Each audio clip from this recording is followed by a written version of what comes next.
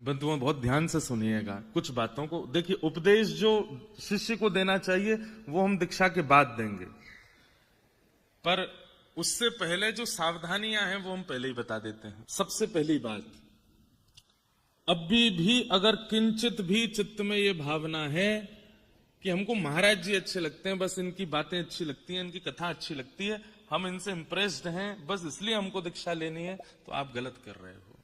नहीं, दीक्षा तब लेनी है जब ये विश्वास चित्त में आ चुका है कि ये कह देंगे वो मेरे लिए पत्थर की लकीर है।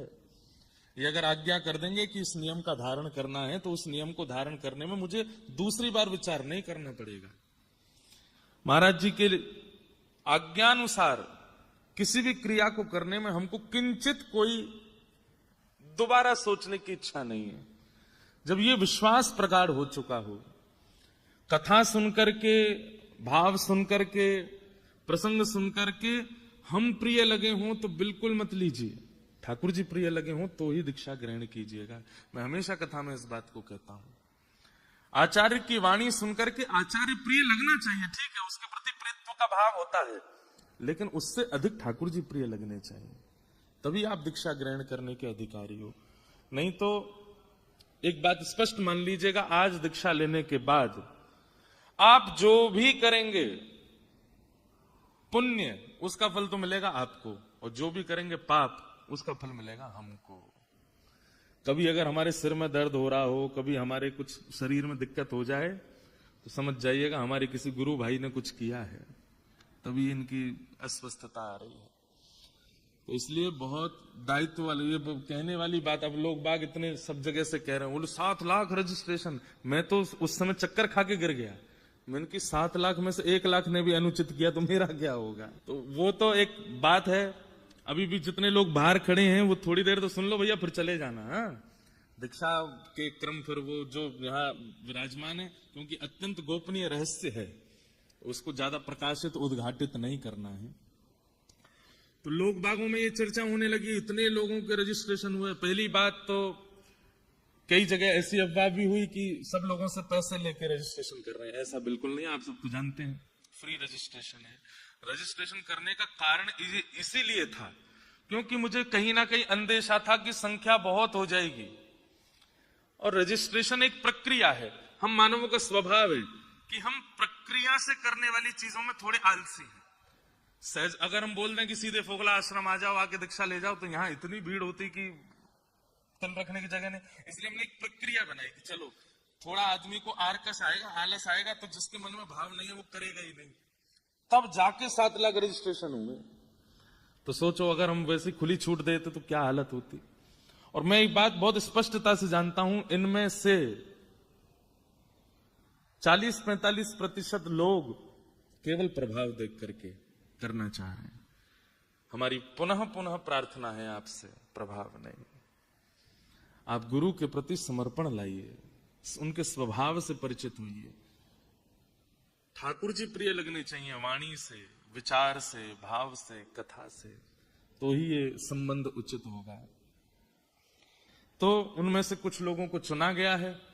अभी ऐसा रखा गया है कि रजिस्ट्रेशन तो 2500 लोगों को हमने आमंत्रित यहाँ किया है। उसके बाद भी बहुत सारे बालक हैं, बहुत सारे युवा हैं, वो चाहते हैं, तो फिर सुबह सुबह यहाँ ऑफलाइन रजिस्ट्रेशन भी हो रहा है।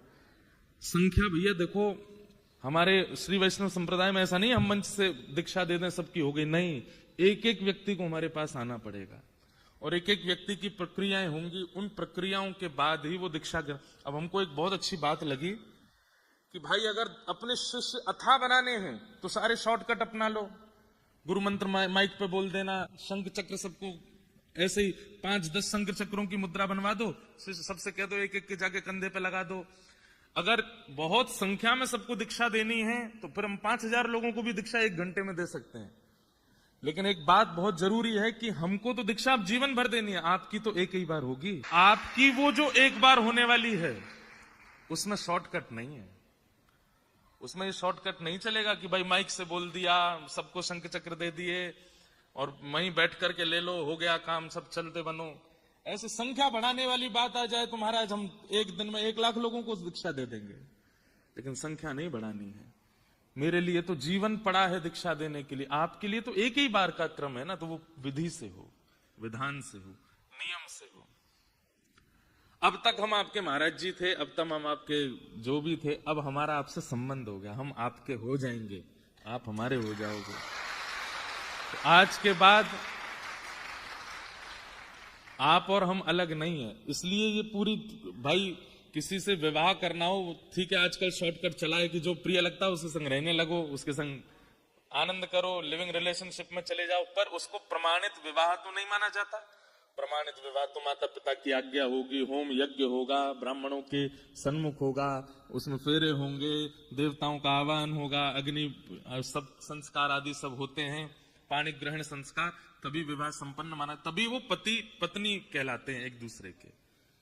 ठीक वैसे ही इस संबंध में आप हमारे, अच्छा एक और बात, हम अपना शिष्य नहीं बना रहे हैं, हम अपने आचार्य परंपरा का शिष्य बना रहे हैं। हमारे मुख्य आचार्य कौन है? श्री रामानुजाचार्य जी महाराज, उनकी परंपरा में आपको दीक्षा दे रहे हैं, तो आपके मुख्य गुरु कौन है? रामानुजाचार्य जी। हम माध्यम बन रहे हैं, इसलिए रामानुजाचार्य जी प्रत्यक्ष रूप में नहीं है, इसलिए जिन्होंने हमें शंख चक्र प्रदान किए, तिलक प्रदान किया, वही हमारे लिए रामानुजाचार्य हैं, हम उनको प्रणाम कर रहे हैं। उस भाव से आप हमको देख सकते हैं। तो ये पूरा शिष्य परंपरा क्रम चलेगा। बंधुओं, कुछ विशेष जानकारी में लिख के लाया कि आप सबको पता होनी चाहिए। बाकी विशेष रामानुज परंपरा पर जो प्रवचन है, हमने आज तक अपने मंचों से सब परंपराओं की चर्चाएं की हैं, सबसे कम चर्चा अपनी परंपरा की है।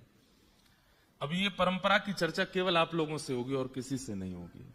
अभी यहां पर हम केवल सूक्ष्म उपदेश दे रहे हैं, बाकी मूल परंपरा का आधार क्या है वो हम आपको गुप्त रूप से बताते रहा करेंगे। उसको जितना हो सके गोपनीय रखिएगा। मीराबाई कृष्ण की प्रिय थी, मीराबाई कृष्ण की दासी थी, मीराबाई कृष्ण की प्रियतमा बनना चाहती थी, पर उनकी जिह्वा पर नित्य नाम राम का रहता था।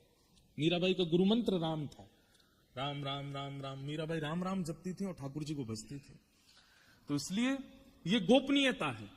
तो जो परंपरा के उपदेश होंगे वो बड़े अत्यंत गोपनीय हैं, वो आपको चित्त में धारण करके रखने हैं, सबसे शेयर नहीं करने हैं। दुनिया भर के अपने क्रमों की रील बनाइए, फोटो खींचिए, सब कीजिए, लेकिन इस गुरु परंपरा में आप कुछ मत कीजिएगा। इसको जितना हो सके गोपनीय रखिएगा, सबसे इसको शेयर मत कीजिएगा। हमारे हिंदू वैदिक परंपरा में, सनातन परंपरा में 4 परंपराएं हैं जिनसे दीक्षा लेने के लिए आज्ञा की गई है। कौन कौन सी? श्री, ब्रह्म, रुद्र और सनकादि। कितनी है? श्री, ब्रह्म, रुद्र और सनकादि। ये 4 परंपरा हैं। इन्हीं 4 परंपराओं में ही दीक्षा होती है। हमारी जो परंपरा है उसका नाम है श्री परंपरा। आज के बाद जब आप दीक्षा ग्रहण कर लेंगे तो आप श्री वैष्णव कहलाएंगे। कौन कहलाएंगे? श्री वैष्णव। कभी कोई पूछे कि आप किस परंपरा से हैं, तो पहली बात तो आपका स्वरूप बता देना चाहिए कि आप किस परंपरा से हो। फिर भी सामने वाला नहीं जानता, पूछे कि आपकी परंपरा क्या है, तो उनको कहना हमारी श्री परंपरा है। और श्री को कई लोग नहीं जानते। दक्षिण भारत में श्री परंपरा से आप सब समझ जाते हैं कि ये श्री परंपरा के हैं, परंतु अगर उत्तर भारत में कोई श्री परंपरा, तो कहना है श्री रामानुज संप्रदाय। कौन सी संप्रदाय? श्री परंपरा में, हमारी परंपरा में आचार्य स्वरूप शेषावतार श्री शेषनाग भगवान ही रामानुजाचार्य जी के रूप में आए, और उन्हीं की परंपरा से इस पूरी परंपरा का नाम रामानुज परंपरा हुआ। नहीं तो ये श्री परंपरा है। ठीक है। तो जो 4 संप्रदाय हैं, श्री, ब्रह्म, रुद्र और सनकादि, उनमें श्री संप्रदाय में विशेष रूप से 2 परंपराएं हैं। एक रामानुज परंपरा, एक रामानंद परंपरा। हमारे पूज्य श्री मलुक पीठ वाले महाराज जी, वो रामानंदी परंपरा है, ये रामानुजी परंपरा है। हमारे परम पूजनीय श्री अयोध्या धाम वाले पूज्य श्री राघवाचार्य जी महाराज, ये रामानुज परंपरा में है। हमारा वृंदावन का श्री रंग मंदिर, रंगनाथ मंदिर, ये हमारी परंपरा का। इसलिए आज के बाद आप लोगों का नियम रहेगा कि आप वृंदावन आइए, सब जगह जाइए, लेकिन यहां से निकलने से पूर्व आपको श्री रंग मंदिर जरूर जाना है, रंगनाथ भगवान का दर्शन करना है। वो आपके आचार्य हैं, वो आपकी परंपरा के इष्ट हैं। आज से आपके इष्ट रंगनाथ भगवान हैं, उनको प्रणाम करके जाना है। उसका विस्तार में और बताऊंगा कहां कहां हमारे इष्ट हैं। तो श्री परंपरा में रामानुज और रामानंद परंपरा विशेष रूप से है। दूसरी परंपरा है ब्रह्म परंपरा। ब्रह्म परंपरा में माध्व परंपरा है, जिनमें हमारे गौड़िया वैष्णवाचार्य होते हैं। तो माध्व परंपरा दक्षिण में है, उन्हीं की शाखा गौड़िया वैष्णव परंपरा हुई, जहां हरे कृष्ण महामंत्र की ज्यादा प्रधानता है। तो ये माध्व परंपरा है। श्री ब्रह्म, अब तीसरे आए रुद्र। रुद्र परंपरा में ही आगे चल करके विष्णु स्वामी परंपरा, और यही विष्णु स्वामी परंपरा ही श्री वल्लभ कुल, जहां के हमारे श्रीनाथ जी हैं, जहां हमारे वल्लभाचार्य जी महाराज, श्री गोसाई विठलनाथ जी महाराज, अष्ट सखा सूरदास, कुमनदास, रैदास, ये सब इन्हीं के शिष्य परंपरा में आए। तो वल्लभ कुल जो है ये रुद्र परंपरा के अंतर्गत है। और फिर हमारी चौथी परंपरा आती है सनकादि। सनकादि परंपरा में ही निम्बार्क संप्रदाय, और निम्बार्क संप्रदाय की ही शाखा आगे चल करके हमारे वृंदावन में हरिदासी, जो हरिदास परंपरा है, ये कहां से प्रारंभ हुई?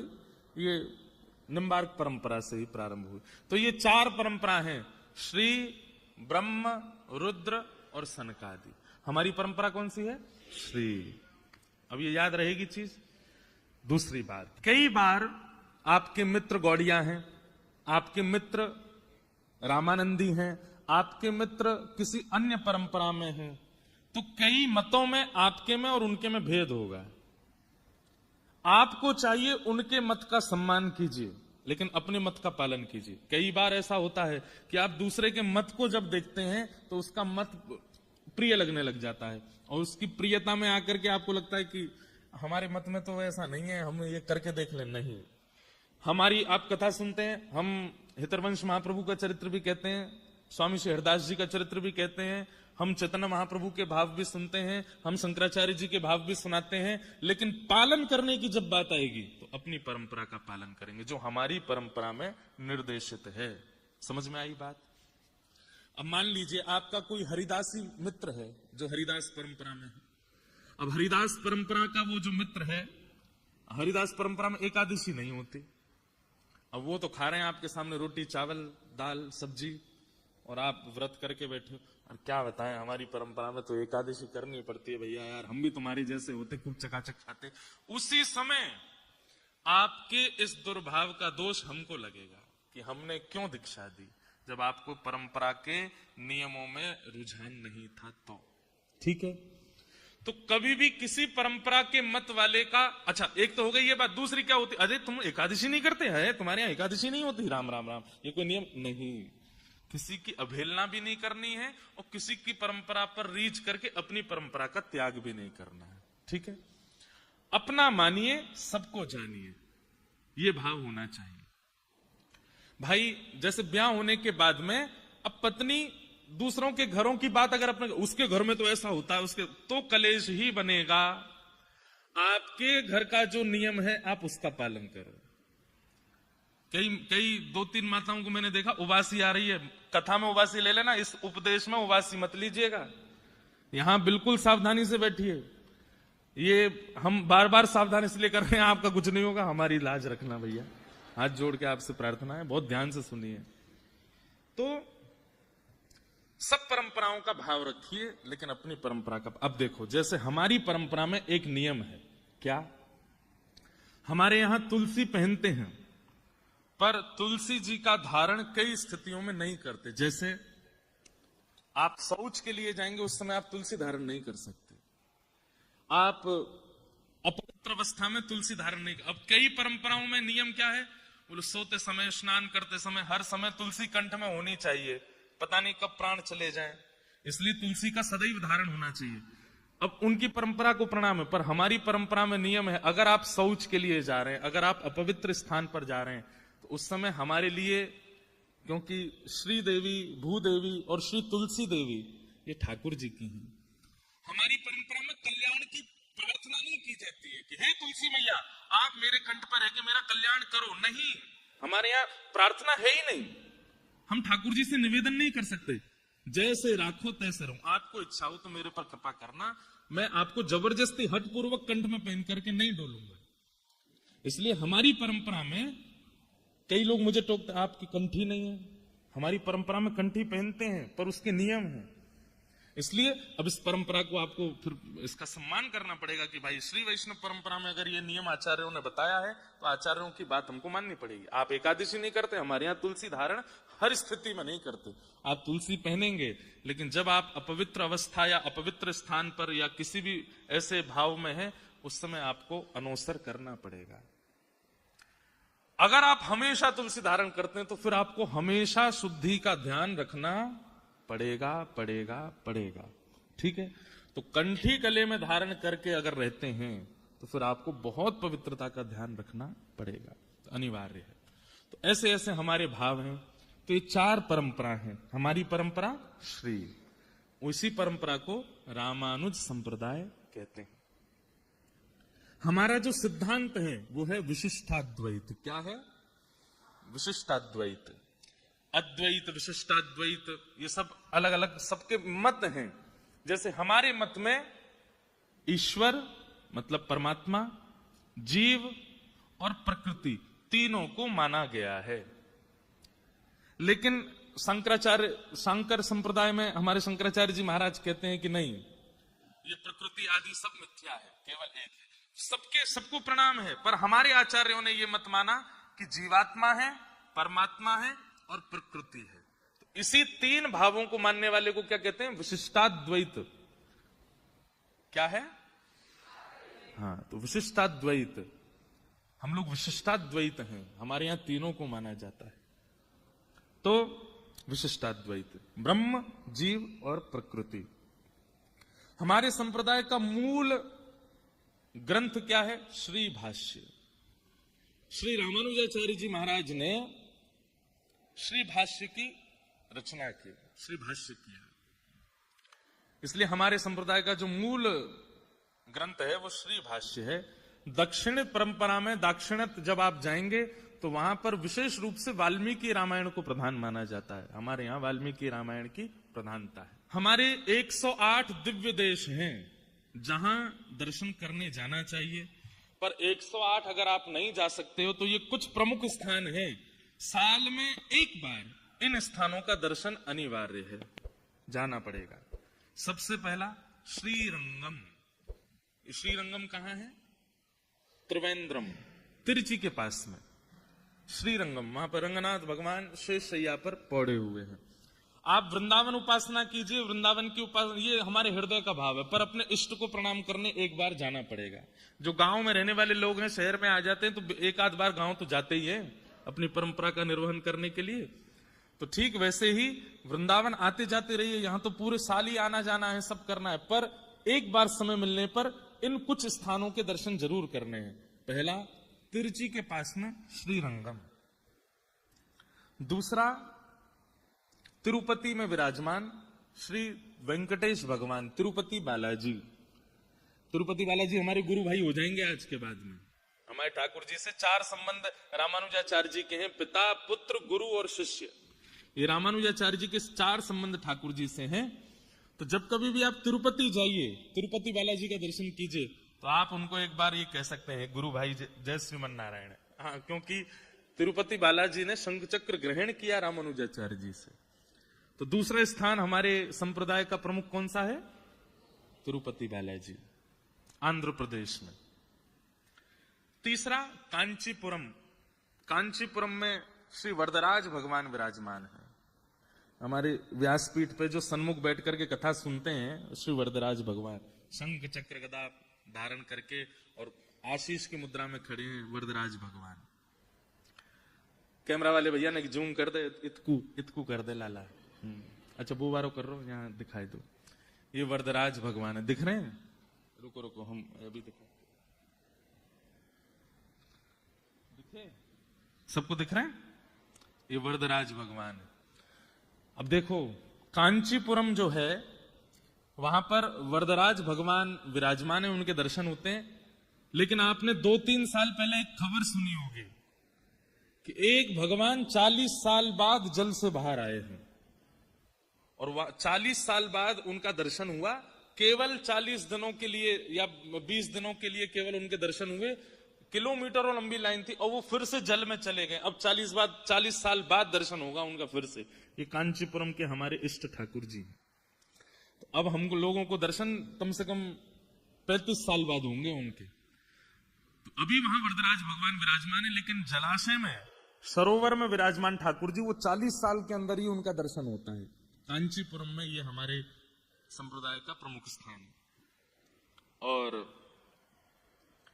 अंतिम स्थान है मेलकोटा, वहां भी आप जा सकते हैं। अब ये मतलब ऐसा नहीं है कि प्रमुख हैं, पर ये सब आप जा सकते हैं इसलिए बता। अभी अभी हम होकर के आए हैं, तिरुवनंतपुरम में है श्री पद्मनाभ भगवान, वो भी हमारे संप्रदाय के ठाकुर जी हैं। तो इस प्रकार से ये कुछ प्रमुख स्थान है, यहाँ आप लोगों को जाना चाहिए। साल में एक बार, 2 साल में एक बार, जब आपको अवसर लगे जरूर जाइए। तो ये हमारी संप्रदाय की कुछ हल्की फुल्की जानकारी है। पूर्ण जानकारी तो आप लोगों को विशेष रूप से हम देंगे। उसके लिए जयपुर में जो कथा होने वाली है भक्तमाल जी की इस वर्ष, वो आप लोग विस्तार से श्रवण कीजिएगा। इस बार हम श्रीमद रामानुजाचार्य जी का चरित्र वहां सुनाएंगे और अपनी परंपरा की पूर्ण जानकारी वहां सबको देंगे। हमारे श्री वैष्णव संप्रदाय में 5 संस्कार होते हैं। कौन कौन से 5 संस्कार हैं? सबसे पहला तप्त, दूसरा पुंड्र, तीसरा नाम, चौथा मंत्र और 5वां याग। ये 5 संस्कार सबके होंगे, जितने विराजमान हैं, चाहे वो माताएं, बहनें हैं, भाई लोग हैं, सबके होंगे। बहुत ध्यान से सुनिएगा। सबसे पहला संस्कार होगा आपका तप्त संस्कार। तप्त संस्कार में क्या होगा? वरदराज भगवान के दोनों तरफ जो शंख चक्र विराजमान है, बाहर किए गए जो यज्ञ है, उस यज्ञ की अग्नि आएगी और उनमें ये थोड़े थोड़े तप करके, थोड़ा इनको उष्ण करके आपके दोनों भुजाओं पर इनको धारण कराया जाएगा। वैसे तो बहुत तप्त धारण करते हैं, लेकिन हम ज्यादा तप्त तो नहीं देंगे, पर इतने तप्त होते हैं कि इनका जो चिन्ह है, फिर वो चिन्ह यहाँ अंकित हो जाता है, शंख चक्र यहाँ विराजमान हो जाते हैं। कई जगह शीतल दीक्षा दी जाती है, जैसे हमारी निम्बार्क परंपरा में शीतल दीक्षा दी जाती है, दक्षिण में माधव परंपरा में तप्त दीक्षा दी जाती है। ऐसे सब परंपराएं हैं, पर हम लोग तप्त दीक्षा लेंगे। तो यहाँ पर बाहर यज्ञ की अग्नि आएंगी, उनमें थोड़े थोड़े तप्त होकर के फिर आपके दोनों भुजाओं पर, वैसे तो कंधे पर होता है, भाई लोगों को कंधे पर होगा और हमारी माताओं को, बहनों को यहाँ भुजा के ऊपर होगा। इसलिए हमने निवेदन किया था कि आप ऐसे वस्त्र पहनिएगा कि ये ऊपर करने में यहाँ पर अनुचित ना लगे। तो यहाँ पर धारण होगा, भाई लोगों को इधर धारण होगा। देखो हमारा शंख दिख रहा है सबको, यहाँ शंख विराजमान है। दिखा दे भैया लाला। अच्छा वो तुम यार उस पर ही इशारा कर दे, तो वो दिखाए वो। ये शंख विराजमान है, दर्शन हो रहे हैं? ये देखो यहां शंख है, इधर चक्र है। इनके लिए 2 बातें ध्यान रखिएगा। तप्त मुद्रा देने के बाद में आपके यहाँ चंदन लगा दिया जाएगा, ताकि थोड़ा जलन ना। इतने गर्म देंगे ही नहीं हम, वो चिंता नहीं करना, बहुत हल्का सा देंगे। और वैसे गर्म मिल जाए तो अच्छी बात है। ये मुद्राएं धारण जैसी होंगी, कल जब आप स्नान करेंगे तो अगर मुद्रा बन जाए तो फिर नारायण भगवान का थोड़ा नृत्य कर लेना, नाच लेना। देखो मुद्रा प्रकट हो गई, ठाकुर जी ने अपने शंख चक्र हमको प्रदान कर दिए। इन मुद्राओं का मतलब है साक्षात ठाकुर जी अब हमारे अंदर विराजमान है, शंख चक्र लेकर के बैठे। अगर मुद्रा धारण हो जाती है तो इस पर साबुन नहीं लगाना कम से कम 3-4 दिन तक, और जोर से इसको रगड़ना नहीं। जल पड़े पर उसके बाद फिर जल ऐसे बस उसको सुखा लीजिएगा स्नान के बाद में, और फिर चंदन लगा करके, जो आपको चंदन मिलेगा वो इस पर रोज लगा लिया करना। 2-3 दिन तक ये धारण करना। अगर अच्छे से मुद्रा आ गई तो 35 साल तक मुद्राएं जाएंगी नहीं, ये मुद्रा रहेंगी। ये ऐसे, ये काली नहीं पड़ेंगी। ये आपकी, जैसे कई बार होता है ना शरीर में आकृति बन जाती, ऐसी इनकी आकृति बन जाएगी। अच्छा, एक हम अभी गए थे, हमारी जो परंपरा है रामानुज परंपरा में 8 गद्दियां हैं। 8 गद्दियों में जो प्रमुख गद्दी है तोताद्री गद्दी, जिस गद्दी से हम आप सब लोग हैं, वहां के आचार्य ने एक बात बताई, अगर शिष्य अपने नियमों का पालन करता है तो ये मुद्राएं लंबे काल तक रहती हैं, जाती नहीं है। तो ये मुद्राओं का नित्य रहना इस बात का प्रमाण होगा कि आप नियम का पालन कर रहे हो, है ना। ये एक ही बार होंगी, तो पहले पंच संस्कारों में पहला संस्कार क्या है? तप्त। दूसरा संस्कार होगा पुंड्र, इसको कहते हैं ऊर्ध्व पुंड, जो हमने तिलक धारण किया है। सबको तिलक हम प्रदान करेंगे।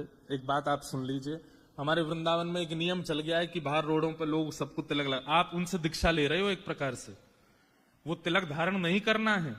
वो तिलक धारण क्यों कराते हैं? क्योंकि सूना माथा देखते हैं आपका, इसलिए स्वयं ही तिलक धारण करना। आज हम तिलक दे देंगे, उसके बाद आप लोगों को स्वयं तिलक पहनना है नित्य। भाई लोगों को ये पूर्ण तिलक होगा जिसमें बीच में श्री है, इधर भगवान के दोनों चरण हैं और नीचे आसन है। भाई लोगों को इतना होगा, हमारी बहनों को बीच में श्री और नीचे वी शेप में छोटा सा आसन होगा, उस पे ये तिलक धारण। तो नित्य आपको तिलक अवश्य धारण करना है। तो दूसरा संस्कार होगा पुंड्र। और तीसरा संस्कार क्या होगा? आपका हम नामकरण करेंगे। जो आज तक आपका नाम है, जो आपका नाम है आकर के यहां बताओगे हमारा ये नाम है। फिर या तो हम उसी नाम को थोड़ा मॉडिफाई कर देंगे अपनी परंपरा के अनुसार। जब कभी भी आप ठाकुर जी के सन्मुख जाओगे तो फिर अपने उसी नाम को बोल करके प्रणाम करना। आपका नाम वही रहेगा जो आपका है, पर गुरु ने जो आपको नाम दिया है, जब जब गुरु जी के सामने आना है या जब जब आचार्य सन्निधि जानी है, जब जब ठाकुर जी के सन्मुख जाना है, अपना वही नाम लेना है जो गुरु जी ने दिया है, जो गुरु आज्ञा से मिला है। तो पंच संस्कारों में पहला संस्कार तप्त, दूसरा संस्कार पुंड्र, तीसरा संस्कार नाम और चौथा संस्कार होगा मंत्र। हमारे श्री वैष्णव परंपरा में 3 मंत्र हैं, मूल मंत्र, द्वय मंत्र और आर्ष मंत्र। ये 3 मंत्र आपको प्रदान किए जाएंगे। उनकी कैसे, वो सब हम दीक्षा जब हो जाएगी उसकी व्याख्या उसके बाद करेंगे। लाइव वाइव सब बंद हो जाएगा, जो दीक्षा नहीं ले रहे हैं सब बाहर चले जाएंगे, जो यहाँ व्यवस्था में भी है वो भी नहीं रहेंगे, तब उसकी पूरी विधि बताएंगे। और अंतिम संस्कार होगा याग। वरदराज भगवान आपके शीश पर पधराए जाएंगे जब आप सामने दीक्षा हो जाएगी आपके। वैसे तो जो गुरु जी के सेवा के ठाकुर जी हैं उनको पधराया जाता है, पर हमारे गिरधर लाल जी उठे ही नहीं, सो ही रहे अभी तंग दुपट्टा। तो हमारे लाल जी बड़ी जल्दी श्रमित हो जाता है, बार बार उठा के सबके सिर पर धरा, मैं खावे पीवे आ रहा हूँ, ये सब मत करा। उनके प्रतिनिधि स्वरूप में वरदराज भगवान आए हैं। लेकिन कभी ऐसा लगेगा तो फिर गुरु पूर्णिमा पर यार कभी ऐसा कुछ बनाएंगे कि कभी कभी श्री गिरधर लाल जी को पधराया करेंगे शीश पर। और एक बात बताएं, जितने शिष्य परंपरा में आते जा रहे हैं आप सबको एक अधिकार प्राप्त होगा कि आप गिरधर लाल जी का जब जब उत्सव हो या जब जब आपके शहर में कथा हो आप आइएगा, आप उनका स्पर्श कर पाओगे, उनके उनके चरण स्पर्श का, केवल चरण स्पर्श का अधिकार प्राप्त होगा और हमारे चरण स्पर्श का भी।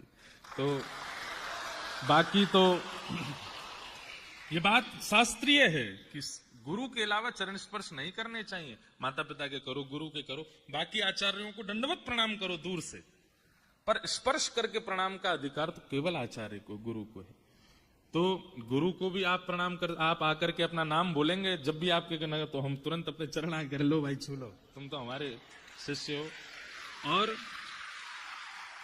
दूसरा अधिकार, जब जब लाल जी की उत्सव होंगे हमसे आज्ञा लेकर के, अगर हम आज्ञा देंगे तो आप लाल जी के सेवा कर सकते हो, उनको स्पर्श कर सकते हो, तो ये अधिकार आपको प्राप्त हो जाएगा। तो ये पंच संस्कार हैं, कौन कौन से? तप्त, पुंड्र, नाम, मंत्र और याग। अब एक चीज है इसमें विशेष रूप से, किसी एक अपनी दुर्विचार या दुर्व्यवहार का जैसे ही ठाकुर जी आपके सिर पर पधराए जाएंगे आपको त्याग करना है। यहां गुरु दीक्षा में दक्षिणा तो देते ही हैं लोग, माला तो देते ही हैं, वस्त्र तो देते हैं, लेकिन एक किसी अपने अत्यंत दुर्व्यवहार का, चाहे वो क्रोध हो, चाहे वो काम हो, चाहे वो लोभ हो, हमने 10 वस्तुओं का त्याग किया आज से ही। क्या क्या वो नहीं बताएंगे, मुझे पता है मेरे भाव क्या है, मेरे अंतरंग भाव क्या है। 10 व्यवहारों का आज ही त्याग किया है कि आज के बाद ये 10 व्यवहार नहीं होंगे।